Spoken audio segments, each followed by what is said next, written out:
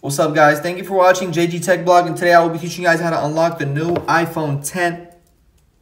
Why did Flash just go? Oh. Today I will be teaching you guys how to unlock the new iPhone 10s. So let's say you want to travel outside the United States or switch to another carrier. I want to show you how to unlock your phone so you'll be able to do that. For this video, we have partnered with theunlockingcompany.com. I will leave a link down below for their website. And for the first step, we will need to locate the IMEI number. You can do that by going to the call app, typing in *#06#, and then the IMEI number is going to pop up. Just go ahead and write this down somewhere because we're going to need it in the next step where we go to theunlockingcompany.com. Alright guys, now we're on the unlocking company. We're just going to select the manufacturer of the phone. In this case, it's Apple, and the model. Here we have the 10s. Hit unlock now. Here we got our phone from the United States, and the carrier is AT&T. Let's proceed on to the next step. As I mentioned earlier, be sure to have the IMEI number accessible so you can enter it in right here. Type in your full name and an email so they can send you your confirmation email. And just keep in mind that price and time varies by carrier and by phone.